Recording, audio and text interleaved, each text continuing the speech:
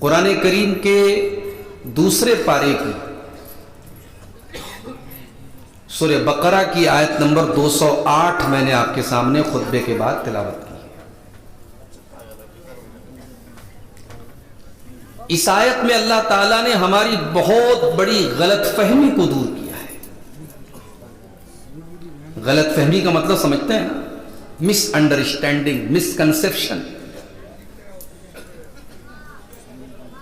गलतफहमी क्या है? गलतफहमी यह है कि हमने इस्लाम और दीन का मतलब यह समझ लिया कि एक आदमी 5 टाइम नमाज पढ़ रहा है, उसकी पेशानी पर सजदे का निशान है, उसके चेहरे पर सुन्नत वाली दाढ़ी है। हमने फैसला कर दिया कि हां साहब ये दीनदार है, ये पक्का मुसलमान है। उसके घर में लेन देन कैसा होता है हम इससे कोई मतलब नहीं रखते। शादी ब्याह में वो कौन सा तरीका अपनाता है इससे हमें कोई गर्ज नहीं है। उसकी आमदनी क्या है, उसका कारोबार क्या है, उसका बिजनेस क्या है, इससे कोई मतलब नहीं है। उसके घर की लड़कियां, उसके घर की औरतें पर्दा करती हैं नहीं करती हैं, कोई मतलब नहीं है। उसका लोगों के साथ अखलाक और मामलात, लोगों के साथ उसका व्यवहार कैसा है, कोई मतलब नहीं।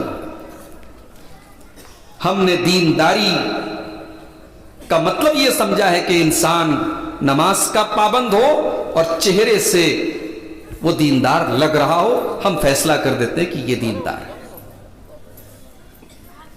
इस गलतफहमी को दूर किया है अल्लाह ताला ने इस आयत में। बड़े गौर से सुनिएगा, ये आयत हमें और आपको एक अपील करती है। और यहां एक बात और नोट कर लीजिए कि कुरान की वो आयतें जो या अय्युहल्लज़ीना आमनू से स्टार्ट होती है, जब वो उसमें से कोई आयत पढ़ी जाए तो हमें और आपको और ज्यादा अटेंशन हो जाना चाहिए, और ज्यादा मुतवज्जे हो जाना चाहिए, हमारे कान खड़े हो जाने चाहिए।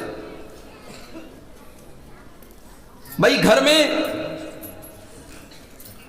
बहुत सारे लोग बैठे हुए हैं, लेकिन आपका बाप जब ये कहकर के आपको कहता है बेटा जरा सुनो तो बेटी उठ के नहीं जाती है, बहन उठ के नहीं जाती है, भाई उठ के नहीं जाता है। बाप ने जब बेटा कहा तो बेटा फौरन दौड़ता है कि मेरा बाप मुझे बुला रहा है। कुरान करीम में अल्लाह ताला जब या अय्युहल्लज़ीना आमनू कहता है तो वो इस बात की पहचान होती है, वो इस बात का इशारा होता है कि अल्लाह ताला अपने मोमिन बंदों से खिताब कर रहा है, अपने मुसलमान बंदों को पुकार रहा है। या अय्युहल्लज़ीना आमनू, ऐ वो लोगों जो ईमान लाए हो, ऐ वो लोगों जो अपने आप को मुसलमान कहने का दावा करते हो, ऐ वो लोगों जो अपने आप को अल्लाह के आखिरी नबी का उम्मती मानते हो। या अय्युहल्लज़ीना आमनू, ऐ ईमान वालो, ऐ मोमिनो, उदखुलू फिस्सिल्मि काफ़ा, तुम इस्लाम के अंदर पूरे के पूरे दाखिल हो जाओ। इस्लाम के अंदर पूरे के पूरे दाखिल हो जाओ। मेरे प्यारे साथियों, क्या अजीब व गरीब बात नहीं है जब अल्लाह ताला पहले ये कह रहा है या अय्युहल्लज़ीना आमनू, जब अल्लाह ताला हमें और आपको ईमान वाला कह रहा है, जब हम ऑलरेडी मुसलमान हैं, जब हम मोमिन हैं, तो फिर इस बात का क्या मतलब है कि उदखुलू फिस्सिल्मि काफ़ा, तुम इस्लाम के अंदर पूरे के पूरे दाखिल हो जाओ। मतलब यह हुआ कि अल्लाह ताला यह बताना चाहता है कि तुम या अय्युहल्लज़ीना आमनू होकर, तुम मुसलमान होकर के भी इस्लाम में पूरे के पूरे दाखिल नहीं। अब इस बात को और अच्छे तरीके से समझना है तो कुरान का पहला पारा उठाइए। अल्लाह ने यहूदियों के बारे में फरमाया अफतुमिनून बिबादिल किताबी व तकफुरून बिबाज़, ऐ यहूदियों, तुम अल्लाह की किताब के बाज हिस्से पर ईमान रखते हो और बाज का इनकार करते हो, कुछ बातों को मानते हो, कुछ बातों का इनकार करते हो। ऐ यहूदियों, कान खोल करके सुन लो, ये ईमान वाले की निशानी नहीं है, ये तो अल्लाह के दुश्मनों की निशानी है। तुम अल्लाह की किताब का बंटवारा क्यों करते हो? तुम कुछ को मानते हो, कुछ को नहीं मानते। ये अल्लाह यहूदियों के बारे में कह रहा है। मेरे प्यारे साथियों, जरा हम और आप अपने दिल पर हाथ रख करके सोचें, जो गुनाह यहूदी किया करते थे, क्या वो गुनाह आज हम नहीं कर रहे हैं? हम नमाज भी पढ़ रहे हैं, हम अकीमुस्सलाह के ऊपर अमल कर रहे हैं, हम ज़कात भी दे रहे हैं, हम वो आतुज़ ज़का के ऊपर भी अमल कर रहे हैं, हम नमाज पढ़ रहे हैं, हम ज़कात दे रहे हैं, हम हज भी करके हाजी भी हो जाते हैं, हम उम्रा भी कर रहे हैं, हम नेकी के काम भी कर रहे हैं, मगर वही कुरान हमसे ये भी कहता है कि सूद खाना हराम है, सूद खाना अल्लाह से जंग करना है, लेकिन हम सूद भी खा रहे हैं। वही कुरान कहता है कि शराब और जुआ गंदी चीज है, हम शराब भी पीते हैं, हम जुआ भी खेलते हैं, हम लॉटरी भी खेलते हैं। वही कुरान ये कहता है, ऐ ईमान वालों, अपनी निगाहों को नीची रखो, अपनी शर्मगाह की हिफाजत करो। ना हमारी निगाहें नीची हैं, ना हम शर्मगाह की हिफाजत करते हैं। इसका मतलब यह हुआ कि हम इस्लाम में पूरे के पूरे दाखिल नहीं थे। अल्लाह ताला हमें और आपको इस्लाम में पूरा का पूरा दाखिल होने का हुक्म दे। इस्लाम तुम्हारी मर्जी का नाम नहीं है। नमाज का टाइम आए तो नमाज भी पढ़ लो, और 31 दिसंबर की रात में तुम नए साल का जश्न भी मनाओ। इस्लाम तुम्हारे बाप की जागीर नहीं है, इस्लाम तुम्हारे घर की लौंडी नहीं है। तुम जैसे चाहे इस्लाम का सत्यानाश करो, तुम जैसे चाहे इस्लाम को बदनाम करो। एक तरफ तुम अपने आप को मुसलमान भी शो करो, दूसरी तरफ न तुम्हारा लिबास मुसलमान वाला, न तुम्हारे घर की तहजीब मुसलमानों वाली, न तुम्हारा पहनावा मुसलमानों वाला, न तुम्हारे घर की औरतों का ड्रेस मुसलमानों वाला, न तुम्हारे बच्चों की तालीम मुसलमानों वाली। अब यहां तो नाम भी बड़े अजीब व गरीब है, नाम भी मुसलमान वाले नहीं। पूरी दुनिया में आपको कहीं राहुल शेख नहीं मिलेगा, बंगाल में मिलेगा। रोहित शेख नहीं मिलेगा, बंगाल में मिलेगा। ऐसे ऐसे नाम के सुन करके शर्म आती है। मेरे भाइयों, जब बच्चा आपके घर में पैदा होता है तो बच्चा पैदा होते ही आपके ऊपर कुछ जिम्मेदारियां आयद हो जाती हैं। अल्लाह के नबी फरमाते हैं, कुल्लु मौलूदिन मरहूनुम बिअक़ीक़तिही। जब बच्चा पैदा होता है तो अपने अकीका की वजह से गिरवी रखा जाता है। क्या मतलब? गिरवी का मतलब समझते हो? मैंने अपना मोबाइल आपके पास गिरवी रख दिया और आपसे 10,000 रुपया उधार ले लिया। अब जब मैं 10,000 आपको रिटर्न करूंगा तब आप मेरा मोबाइल मुझे लौटाएंगे। ये होता है गिरवी। बंधक बोल सकते हैं आप अपनी जुबान में। बच्चा बंधक रहता है। बच्चे का कर्ज आपके ऊपर है अगर आपने ताकत के बावजूद अकीका नहीं किया। ये बच्चे का हक है आपके ऊपर। हमारे यहां बर्थडे हर साल मनाया जाता है, केक काटी जाती है, लेकिन बच्चे का अकीका नहीं होता। 7वें दिन अकीका करना सुन्नत है।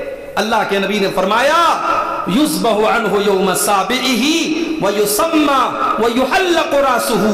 7वें दिन बच्चे की तरफ से अकीका किया जाए और बच्चे का नाम रखा जाए और बच्चे के सर का मुंडन कराया जाए। बच्चे के सर के बाल मूंड करके उसके बालों के वजन के बराबर चांदी सदका करना, यह भी सही हदीस से साबित है। यह हक है बच्चे का। आपने नाम क्या रखा? रिंकू, टिंकू, राजू, बड़े ये नाम चलते हैं आपके यहां। ये नाम मेरे भाइयों हमारी इस्लामी पहचान को नहीं दर्शाते। आपके मोहल्ले में मस्जिद में इमाम साहब हैं, अगर उनके पास मालूमात है, वो आलिम है, आप उनसे पूछ करके नाम रखिए, क्योंकि नाम का असर पड़ता है इंसान की जिंदगी पर और नाम इंसान की पहचान बन जाता है। अल्लाह के नबी ने बहुत सारे सहाबा के नाम बदल दिए, उनके नाम की मीनिंग अगर सही नहीं थी, बहुत सारे सहाबा के नाम और बहुत सारी सहाबियात के नाम अल्लाह के नबी ने बदल दिए। लेकिन आप जाहिर है आज आप नाम बदलना इतना आसान काम नहीं है। उसी से आधार कार्ड बन गया, उसी से तमाम आपके आई कार्ड बन गया, राशन कार्ड बन गया। अब नाम बदलना बहुत मुश्किल काम है। इसलिए आपके घर में जब बच्चा पैदा हो मेरे भाई, तो उसका नाम आप सही रखेंगे, बच्चे का हक है। आपने फरमाया 7वें दिन उसकी तरफ से अकीका किया जाएगा, वयुसम्मा उसका नाम रखा जाएगा, वयुहल्लकु रासुहु उसका सर मुड़ाया जाएगा। नाम में भी हम मुसलमान नहीं है। कुरान करीम क्या कह रहा है? उदखुलू फिस्सिल्मि काफ़ा, ऐ ईमान वालो तुम इस्लाम के अंदर पूरे के पूरे दाखिल हो जाओ। आज कितनी तारीख है दिसंबर की? 25 तारीख। 25 तारीख को एक त्योहार मनाया जाता है पूरी दुनिया में, क्रिसमस का त्योहार। क्रिसमस क्या मतलब इसका? हजरत ईसा मसीह की पैदाइश का जश्न मनाया जाता है। कौन मनाते हैं? ईसाई लोग। ईसाई लोग क्या अकीदा रखते हैं ईसा अलैहिस्सलाम के बारे में? नऊजुबिल्लाह, वो ये अकीदा रखते हैं कि ईसा अलैहिस्सलाम अल्लाह ताला के बेटे हैं, अल्लाह ताला की संतान है। हमारा अकीदा क्या है? कुल हुवल्लाहु अहद अल्लाहुस समद लम यलिद वलम यूलद वलम यकुल लहू कुफुवन अहद। हमारे यहाँ 3 साल के बच्चे को ये सूरत याद कराई जाती है, 4 साल का बच्चा ये सूरत पढ़ता है, कुल हुवल्लाहु अहद। ऐ नबी आप कह दीजिए अल्लाह एक है, अल्लाहुस समद, अल्लाह ताला बेनियाज है, उसको किसी के सहारे की, किसी की मदद की कभी जरूरत नहीं पड़ती। लम यलिद वलम यूलद, न तो उसका कोई बेटा है, न वो किसी का बेटा है, न उसने किसी को जन्म दिया, न उसको किसी ने जन्म दिया। वलम यकुल लहू कुफुवन अहद, और न उसके बराबर कोई हो सकता है। ये हमारा अकीदा है। अब जाहिर है जो कुल हुवल्लाहु अहद पढ़ेगा वो क्रिसमस तो नहीं मना सकता मेरे भाई, वो अल्लाह के बेटे की पैदाइश का जश्न तो नहीं मना सकता। हमारे बहुत सारे मुसलमान नौजवान लड़के और लड़कियां जो कॉलेज में पढ़ते हैं, जो दीन से दूर हैं, जो कुरान से दूर हैं, जो इस्लाम से दूर हैं, और जिनको पता भी नहीं कि इस्लाम का मतलब क्या है और तौहीद का मतलब क्या है, वो फेसबुक के ऊपर आज के दिन मुबारकबाद दे रहे कि हमारे ईसाई भाइयों को क्रिसमस की बहुत बहुत मुबारकबाद। वो अंग्रेजी में लिखते हैं मैरी क्रिसमस, हिंदी में लिखते हैं क्रिसमस की आपको ढेर सारी शुभकामनाएं। किस बात की शुभकामना दे रहे हो मेरे भाई? तुम अगर क्रिसमस की मुबारकबाद दे रहे हो तो तुम सामने वाले को गोया ये बता रहे हो कि तू ये अकीदा रखता है कि अल्लाह का बेटा ईसा है, और हम तुझे इस अकीदे पर मुबारकबाद दे रहे हैं, हम अभिनंदन कर रहे हैं, हम स्वागत कर रहे हैं। मेरे प्यारे साथियों, अल्लाह ताला का बेटा किसी को करार देना ये इतना बड़ा गुनाह है, ये इतना बड़ा गुनाह है कि कुरान में अल्लाह ताला ने सूरह मरियम के अंदर फरमाया वक़ालू इत्तख़ज़र रहमान वलदा। ये लोग कहते हैं कि रहमान ने बेटा बना लिया, ये लोग कहते हैं कि अल्लाह ने बेटा बना लिया। लक़द जीतुम शैअन इद्दा, तुमने बहुत खतरनाक बात अपने मुंह से निकाली है। तकादुस समावातु यतफत्तरना मिन्हु व तनशक्कुल अर्ज़ु व तखिर्रुल जिबालु हद्दा। ये इतनी खतरनाक बात है, ये इतनी भयानक बात है कि करीब है कि आसमान फट पड़े, जमीन उसमें सुराख हो जाए और बड़े बड़े पहाड़ गिर पड़े। ये इतनी खतरनाक बात है अल्लाह का बेटा किसी को करार देना कि अल्लाह कह रहा है कि जमीन फट जाए, आसमान फट जाए और पहाड़ गिर जाए, शायद उतनी बड़ी मुसीबत नहीं आएगी जितनी बड़ी मुसीबत ये बात कहने में है कि अल्लाह ने किसी को बेटा बना लिया। इन कुल्लु मन फिस समावाति वल अर्दि इल्ला आतिर रहमानि अब्दा। जमीन व आसमान के अंदर जितने लोग हैं वो सारे के सारे कयामत के दिन अल्लाह के बंदे बनकर के आएंगे, सबके सब बंदे बनकर के आएंगे। जो दुनिया में अपने आगे सर झुकवाते थे, सजदा करवाते थे, वो भी कल कयामत के दिन अल्लाह के बंदे बनकर के आएंगे, अल्लाह के पावर के आगे सब झुके हुए। हमारा मुसलमान भाई क्रिसमस की मुबारकबाद दे। और आगे बढ़िए, 31 दिसंबर की रात आई, बड़े बड़े होटलों में प्रोग्राम हो रहा है, बड़ी बड़ी हीरोइनों को लाखों करोड़ों रुपए देकर के बुलाया जा रहा है। 40-40 हजार रुपए के पास में होटलों में एंट्री मिल रही है, और वो होटलों में एंट्री हासिल करने वालों में हमारा मुसलमान नौजवान भी लाइन लग करके शामिल हो रहा है। मेरे प्यारे नौजवान साथियों, ये किस बात का तुम जश्न मना रहे हो, ये किस बात की तुम खुशी मना रहे हो? अरे अगर 2022 जा रहा है और 2023 शुरू हो रहा है, तो ये कोई जश्न मनाने की बात तो नहीं है, ये कोई खुशी मनाने की बात तो नहीं है, ये तो सोचने की बात है, ये तो अफसोस करने की बात है कि मेरी जिंदगी का 1 साल और कम हो गया, मैं अपनी मौत से 1 कदम और करीब हो गया, मेरी जिंदगी की दीवार से 1 ईंट और गिर गई, मेरी जिंदगी की किताब से 1 वर्क और निकल गया।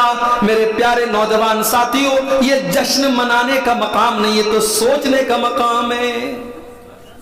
इसीलिए शायर कहता है, एक और ईंट गिर गई दीवारे हयात से, नादा ये कह रहा है नया साल मुबारक। नया साल मुबारक ये इस्लाम की तालीम नहीं है मेरे भाइयों।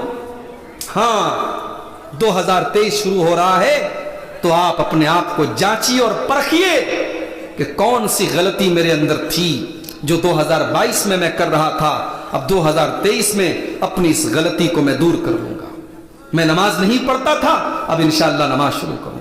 मैं कुरान से दूर था, अब कुरान पढ़ूंगा। मैं अपने माँ बाप के साथ मैंने बदतमीजी करी थी, अब चल के माफी मांग लूंगा। जुबान पर कंट्रोल नहीं था, जुबान पर कंट्रोल करूंगा। गलत काम करता था, सच्ची तौबा करूंगा। अपनी गलतियों को खंगालो, अपनी कमियों और कोताहियों को दूर करो और अपनी अच्छाइयों में इजाफा करो। नए साल पर अगर कुछ कर सकते हो मेरे भाइयों तो ये करो।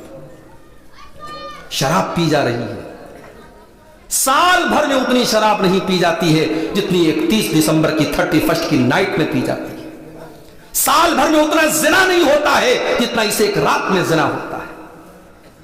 अभी देखो कोरोना फिर से आने लगा है। इतना बड़ा फुटबॉल का वर्ल्ड कप मैच हुआ, लाखों करोड़ों लोगों ने मैच देखा, एक दूसरे के गले लगे, कोरोना नहीं था। अब कोरोना फिर से आ रहा है। ये भी खबरें आ रही हैं कि फिर से लॉकडाउन न लग जाए, अल्लाह हम सबकी हिफाजत करे। मगर लॉकडाउन पर एक बात मुझे याद आई मेरे भाई, आपके इस कलियाचक में भी लॉकडाउन जाहिर है कि लगा था, उसका असर था। लॉकडाउन में बहुत सारी शादियां भी हुई, और अल्लाह की कसम जैसी शादियां लॉकडाउन में हो गई वैसी शादियां शायद कभी जिंदगी में नहीं हुई। 200 300 लोग बारात लेके जाते थे, 15-20 लोग गए, निकाह पढ़ा करके चले आए, कोई बारात नहीं थी। जहेज वहेज भी बहुत कम लिया गया, बड़े सिंपल तरीके से, जो सुन्नत तरीका है उस तरीके से निकाह हो गया। ये हालात देख करके दिल के अंदर से ये आवाज आई कि काश लोगों की रोजी रोटी पर जरूर असर पड़ा है इस लॉकडाउन का, लोगों की दुकानों पर, लोगों के कारोबार पर जरूर असर पड़ा है, मगर अल्लाह कितने गरीबों का भला हुआ इस लॉकडाउन में। कितने बेटियों के बापों ने सुकून की सांस ली है कि मेरी बेटी बड़े सादा और आसान तरीके से विदा हो गई। काश हमने लॉकडाउन के उस निकाह के तरीके को बाकी दिनों में भी मेरे भाइयों कायम रखा होता। शायद हमें और आपको इस बात का एहसास नहीं है कि हमारी रस्मों रिवाज की इन जंजीरों की वजह से आज कितने गरीब बाप हैं जिनकी जवान बेटियां आज जवानी की दहलीज को पार कर रही हैं, और वो बेचारे इस बोझ के नीचे दब रहे हैं कि मैं कैसे अपनी बेटी की शादी करूंगा। और माशाअल्लाह बड़े पक्के अहले हदीस हैं, मजाल नहीं है कि सीने से नीचे उनका हाथ चला जाए, मजाल नहीं है कि आमीन की आवाज थोड़ी हल्की निकल जाए। आमीन की आवाज बराबर पूरी स्पीड से निकल रही है, रफ़ा-ए-दैन पूरा बराबर हो रहा है, सीने पर हाथ एकदम सही बांधा जा रहा है। मगर शादी के मौके पर लड़की वालों से 2-2 3-3 लाख रुपए की डिमांड भी हो रही। बाइक भी लेके आ रहा है, ये 4 व्हीलर भी लेके आ रहा है, जहेज की डिमांड कर रहा है, जहेज ले रहा है, और इसकी अहले हदीसियत पर कोई फर्क नहीं पड़ रहा है। अरे अल्लाह के बंदे, उस बेटी के बाप के ऊपर तू तरस खा जाता, जिसने बेटी को पढ़ाया लिखाया, बेटी के सारे शौक और अरमान पूरे किए, और आज उस बेटी को अल्लाह के नाम पर तेरे भरोसे छोड़ रहा है। उसे ये पता नहीं कि तू न जाने उसकी बेटी के साथ कैसा सलूक करेगा। उसने तेरे ऊपर भरोसा करके निकाह के मुकद्दस बंधन में बात करके अपनी बेटी को तेरे हवाले किया है, और तू इतना बड़ा बेगैरत है, तू इतना बड़ा बेशरम है, तो उस बेटी के बाप से जहेज की डिमांड कर रहा है। मेरे प्यारे साथियों, जाओ जरा कोई भी कुरान की आयत मुझे ला कर दिखा दो, और किसी अल्लाह के रसूल की कोई एक हदीस मुझे ला करके दिखा दो जिसमें बेटी के बाप के ऊपर कोई खर्च रखा गया हो इस्लाम में निकाह के मौके पर। कोई 1 रुपये का खर्च नहीं रखा गया। यहां तक के निकाह हुआ, महर कौन देगा? लड़का वाला, लड़का देगा। वलीमा कौन करेगा? लड़के वाले करेंगे। दुल्हन के कपड़ों का इंतजाम कौन करेगा? लड़के वाले करेंगे। लड़की के बाप के ऊपर 1 रुपये का बोझ नहीं रखा गया, क्योंकि वो बेचारा तो खुद इतना बड़ा इम्तिहान दे रहा है। जी हां, बेटियां इम्तिहान होती है मेरे भाइयों, और आज के दौर में तो बेटियां और बड़ा इम्तिहान होने लगी। अल्लाह के नबी की बीवी हजरत आयशा फरमाती हैं, मैं घर में बैठी हुई थी और एक भीख मांगने वाली औरत आती है, उसके साथ 2 छोटी छोटी बच्चियां हैं। उसने मुझसे कुछ खाने को मांगा। फलम तजिद इंदी शैया, मेरे पास खाने को कोई चीज नहीं थी। एक खजूर घर में रखी थी, मैंने खजूर उठा करके उसको दे दी। उसने खजूर के 2 टुकड़े किए, आधा एक बच्ची को दिया, आधा एक बच्ची को दिया। वलम ताकुल मिनहा शैया, और उस औरत ने खुद उस खजूर में से कुछ नहीं खाया, अपनी दोनों बच्चियों को उसने खजूर बांट दी। अम्मा आयशा फरमाती हैं, जब शाम को अल्लाह के नबी घर आए तो मैंने ये वाकया बयान किया कि अल्लाह के नबी, एक भीख मांगने वाली एक साइला औरत आई थी, उसके साथ ऐसा ऐसा मामला हुआ। उसने खजूर के 2 टुकड़े करके अपनी बेटियों को दे दिया, उसने खुद कुछ नहीं खाया। क्या जवाब दिया अल्लाह के प्यारे नबी ने? आपने फरमाया, अय आयशा, इन्ना हाज़िहिल बनाता मनिब्तुलिया मिन हाज़िहिल बनाती शैअन कुन्न लहू सित्रम मिनन नार। अय आयशा, अल्लाह ताला जिसको बेटी के जरिए आजमाता है, जिसका बेटी के जरिए इम्तिहान लेता है, जिसकी परीक्षा लेता है, और इस इम्तिहान के अंदर वो बेटी के माँ बाप खरे उतर जाते हैं, वो बेटी को पढ़ाते हैं, लिखाते हैं, बेटी की सही परवरिश करते हैं। कुन्न लहू सित्रम मिनन नार, वो बेटियां अपने माँ बाप को जहन्नम की आग से बचाने का काम करेंगी। हमने ये हक भी अदा नहीं किया। हमने अपनी बेटियों को कॉलेज में एडमिशन कराया। हमारी बेटी कॉलेज में जा रही है, उसने बीए कर लिया, उसने एमए कर लिया, उसने आला तालीम हासिल कर ली, मगर उसे ये नहीं पता कि पर्दा क्या चीज होती है, उसे ये नहीं पता नमाज का तरीका क्या है, उसे ये पता नहीं कि कब्र के अंदर उससे क्या सवाल किया जाएगा, उसे ये पता नहीं कि ईमान किस दौलत का नाम है, उसे ये पता नहीं कि इस्लाम किस चीज का नाम है। मेरे प्यारे साथियों, नतीजा ये निकला कि आज हमारी मुसलमान लड़कियां गैरों के साथ भाग रही हैं। आज उनको मोहब्बत के जाल में और इश्क के जाल में फंसा करके उनके ईमान का सौदा किया जा रहा है, उनको दीन से निकाला जा रहा है, उनको मुर्तद बनाया जा रहा है, उनको इस्लाम से खारिज किया जा रहा है।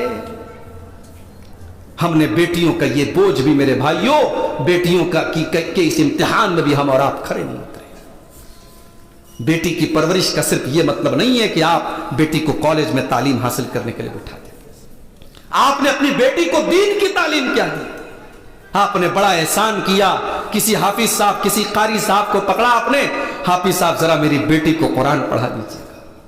और सुन लो मेरी बात, बेटियां बड़ी हो जाएं, जवान हो जाएं, तो किसी मर्द के जरिए उनको ट्यूशन पढ़ाना भी हराम है, हराम है।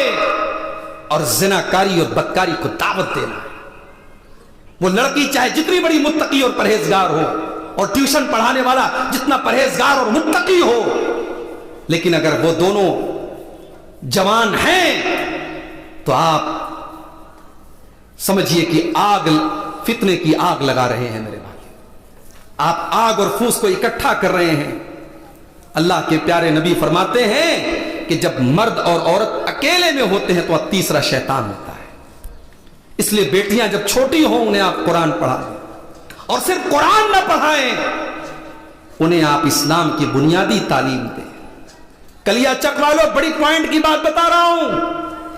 बड़े जलसे आप कराते हैं साल भर में, अगर जोड़ा जाए तो सैकड़ों जलसे हो जाते होंगे पूरे कलियाचक में सब मिला करके। मस्जिद के अंदर आपके इमाम साहब हैं, कितनी तनख्वाह देते हैं आप उनको? 10,000 रुपये। 10,000 रुपये आप तनख्वाह देते हैं। इमाम साहब का कमरा कहां है? मस्जिद में छोटा सा कमरा है। इमाम साहब के बच्चे कहां रहते? गांव में रहते हैं, देहात में रहते हैं। बीवी कहां रहती? गांव में रहती है।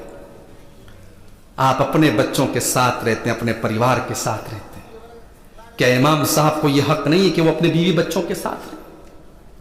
आप करोड़ों कमाते हैं, लेकिन आपने अपनी मस्जिद के इमाम को उसकी बीवी बच्चों से दूर रखा। वो बेचारा जिंदा है, मगर उसकी बीवी विधवा और बेवा बनकर के जिंदगी गुजार रही है। वो जिंदा है, उसके बच्चे यतीम बनकर के जिंदगी गुजार रहे हैं। मेरे भाइयों, क्या यह न्याय नहीं है? क्या ना इंसाफी नहीं है? आप अपने इमाम के लिए कमरे का इंतजाम कीजिए, उसके लिए फैमिली क्वार्टर का इंतजाम कीजिए।